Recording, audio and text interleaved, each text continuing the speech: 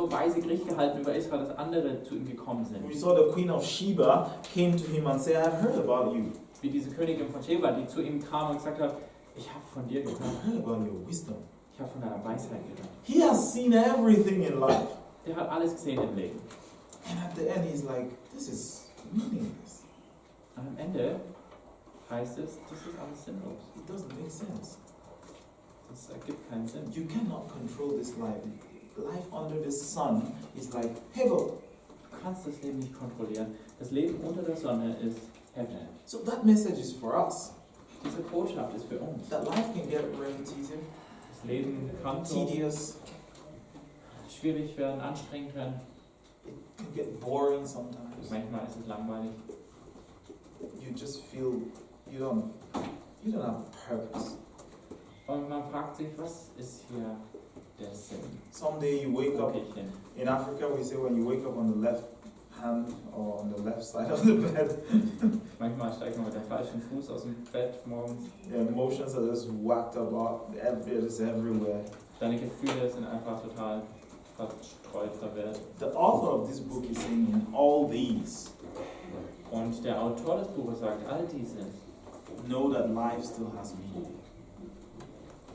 denkt daran, das Leben hat weiter Sinn. Life is not just vapors, the critic said. Das Leben besteht nicht nur aus diesem Rauch, wie der Kritiker gesagt hat. Fear God Denk an Gott, fürchte Gott and keep His commandments. und lebe nach seinen Geboten. That is meaning for you. Darin ist Bedeutung für dich. If you understand how to fear God and keep His commandments, Wenn du verstehst, wie Gott zu fürchten ist und not only Gebote zu halten sind, do you have meaning in your life, dann hast du nicht nur Bedeutung in deinem Leben, but you're wise sondern du bist weise. and you are living well. Und du lebst gut. That's what He's trying to say. Das will er rüberbringen. What is the fear of the Lord then? Okay, was heißt das jetzt? Was ist die Furcht des Herrn? Do we fear God as in this fierce judge that is pouring thunder and fire from heaven? Fürchten wir Gott als diesen schrecklichen Richter, der Blitz und Donner schickt vom Himmel?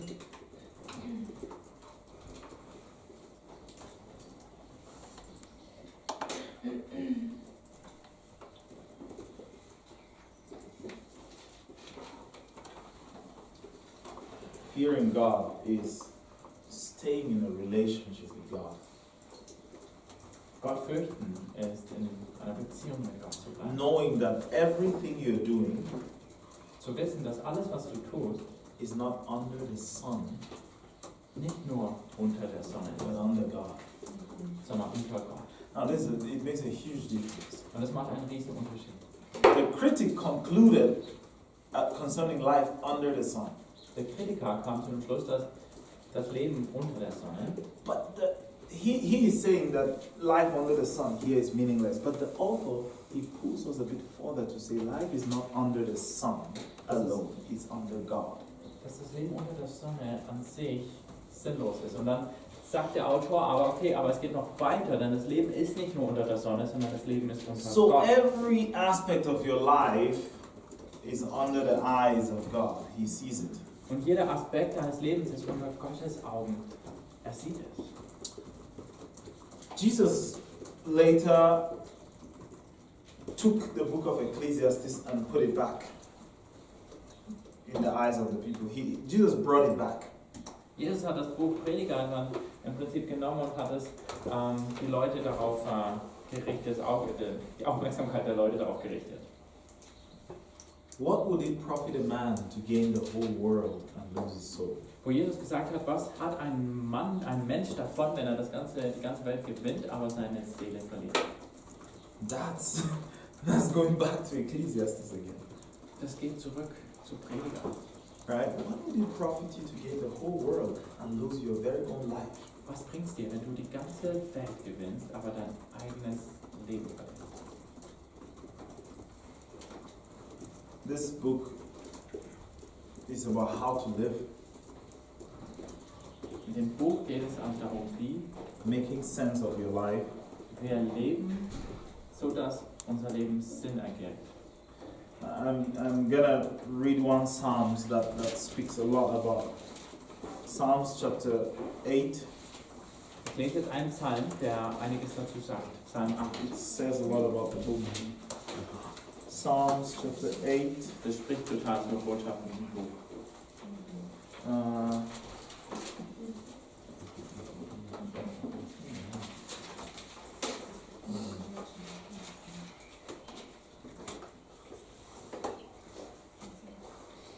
I'm just gonna read it out, very dramatic as it sounds. I like it when I try to imagine the brains of the writer. O Lord our God, how majestic! Your majestic name fills the earth. Your glory is higher than the heavens.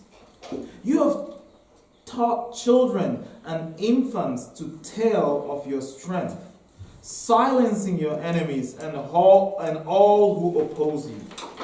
When I look at the night sky and see the work of your fingers, the moon and stars you set in place. What are mere mortals that you should think about them? Human beings that you should care for them. Yet you made them only a little lower than God and crowned them with glory and honor. You gave them charge of everything you made, putting all things under their authority, the flocks and the herds, and all the wild animals, the birds and the sky, the fish in the sea, and everything that swims in the ocean currents. O Lord our God, your majestic name fills the earth. This is a summary of the gospel. Complete summary of the gospel. Das ist eine Zusammenfassung des Evangeliums. God holds everything together. Gott hält alles zusammen. After all this worldview, it is God who holds everything together. Nachdem wir uns all diese verschiedenen Perspektiven und Weltanschauungen angeschaut haben, ist es Gott, der alles Our zusammenhält. life is embedded in Him. Und unser Leben ist eingebettet in ihm. Okay, our life is all held by Him.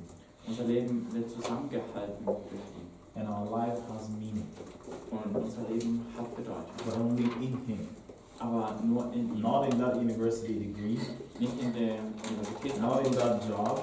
nicht in dem Job. They're cool, important. Die sind cool, die sind wichtig. But we get our meaning only when we fear God and live according to His commandments.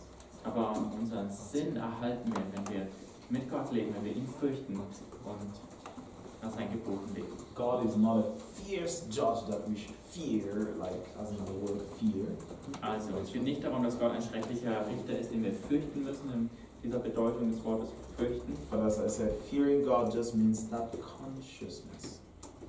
Aber wie ich gesagt habe, Gott zu fürchten heißt dieses Bewusstsein zu That haben, awareness that He is the one holding everything together. das Erkennen, dass er es ist, der alles zusammenhält. That we don't just live under the sun, Dass wir nicht nur unter der Sonne leben, but we live under a creator that placed us in this world. sondern dass wir unter einem Schöpfer leben, der uns platziert hat in dieser To Welt. rule. Dass wir herrschen. I think Psalms 8 is the application for the book of Ecclesiastes. Ich denke, Psalm 8 ist die Anwendung für das Buch Prediger. He says He made us lower, just a little lower than God. Da a heißt bit es, wir sind mal ein extreme. bisschen geringer geschaffen als Gott selbst. He set us to rule over all the animals, take care of the earth. Er hat uns geschaffen, dass wir herrschen über die ganze Tierwelt. Er sagt, kümmert euch um die Welt. Create civilization. Schafft Zivilisation. That's why in Revelation later we see a new Jerusalem coming down to earth. Deswegen sehen wir dann, wenn in Offenbarung das neukirchliche Jerusalem auf die Erde kommt And God dwelling among His people. und Gott unter seinen Menschen. I had to explain to my mom how the end would look like. Und das habe ich auch meiner Mama erzählt, wie das Ende aussehen wird. And I told her I don't know. I can't tell you I know it 100%. Ich habe gesagt, hey, ich kann dir nicht so sagen, ich weiß genau wie. But from what we're seeing, it seems there will be some sort of our space will merge with God's space.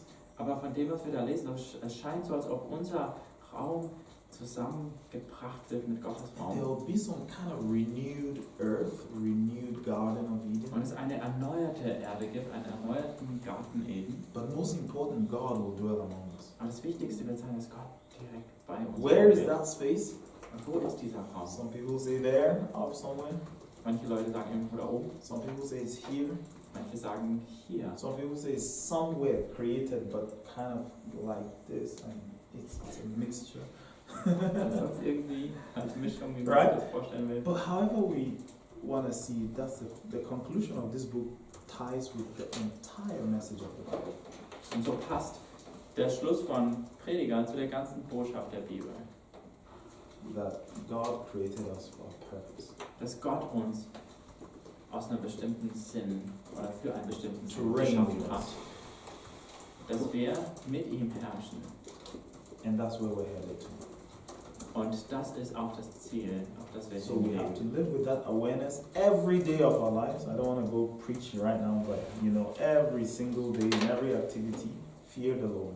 It means recognize His presence. Und es ist in diesem Bewusstsein, dass wir jeden Tag unseres Lebens leben sollen, in jedem Moment, dass wir so Gott fürchten und so leben, wie er es uns sagt. And of course, keeping His commandments, trying as best as we can to live according to His principles, His words. Und nach seinen Geboten leben, nach seinen biblischen Prinzipien, nach dem, was er uns zu uns ins Herz spricht, leben. Any questions? If Solomon wrote the book, then it's around 1000 BC, right? Dating. Aber irgendwelche Fragen? Also, okay, wann wurde das geschrieben? Wenn Salomo es geschrieben hat, dann so 1000 vor Christus. I don't know if you guys, because in SBS, if you don't give me the date, I'm not going to be happy. In der SBS muss man eine Hausaufgabe immer schreiben, wann man denkt, dass es geschrieben wurde.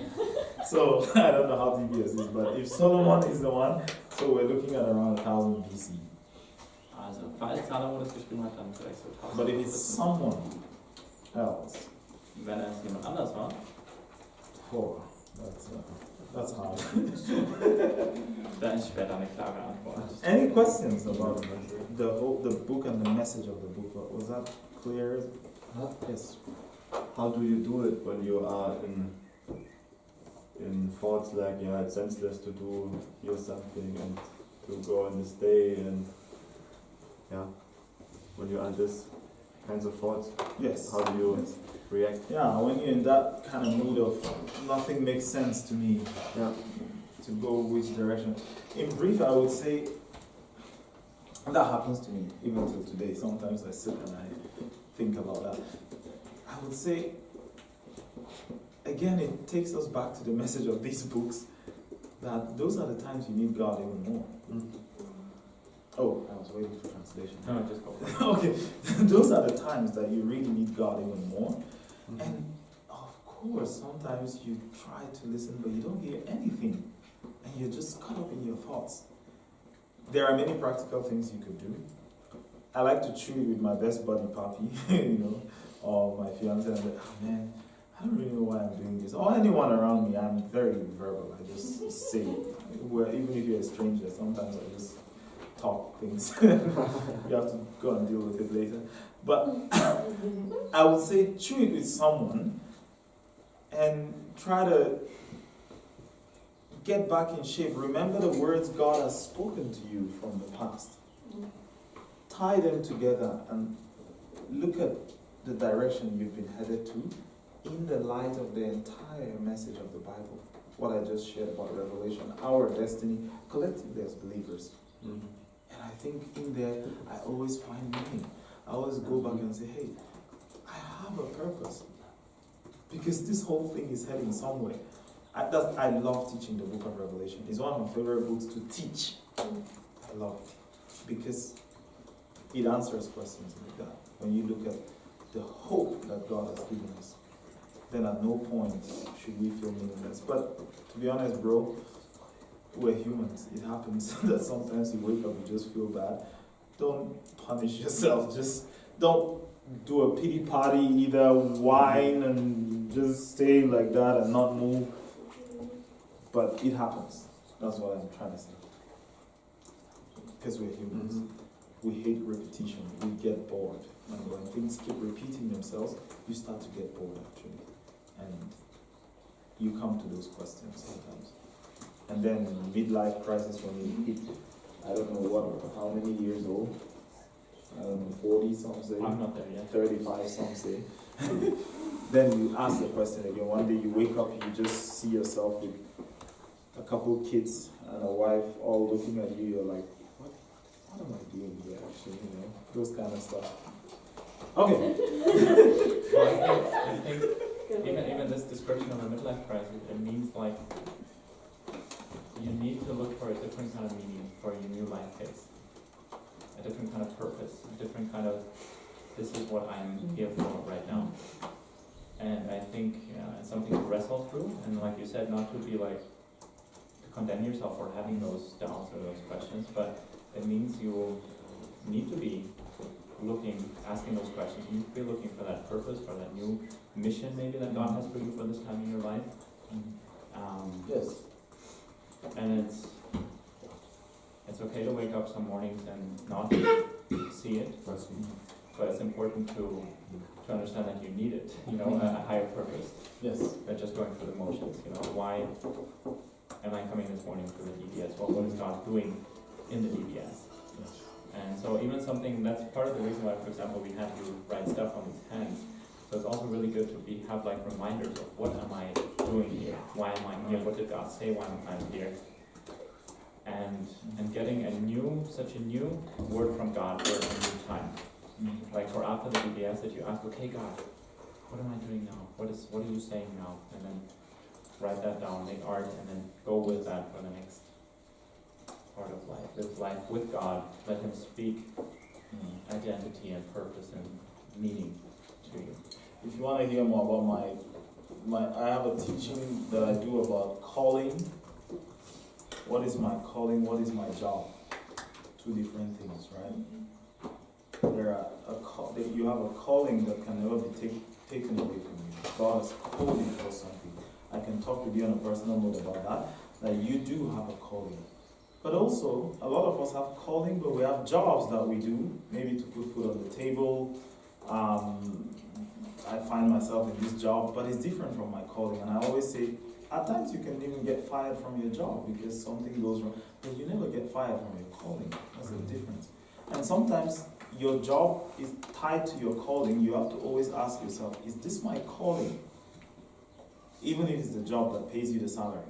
So you have to always ask those questions, separating clearly between what is my calling from God. And I always say there are seasons. Don't punish yourself that I have a calling my whole life. This is no. My callings have changed many times. There are seasons. God opens certain doors. Everything in my head used to be base leadership. I used to be on base leadership here. I enjoyed it. That was my calling at that time, to be the leader. We were in transition. Our leader went and we didn't have a leader. I stood up, and those years, that was what I did here. If you ask me at that time, everything in my head is leadership. But after a while, God switched gears for me and said, hey, you are going to go now to the nations and bring the word. And I stepped down from leadership. The season shifted, and that's why you see I'm moving around a lot. It can be in seasons, and now, in fact, with the whole job creation that I'm doing, it's a season also.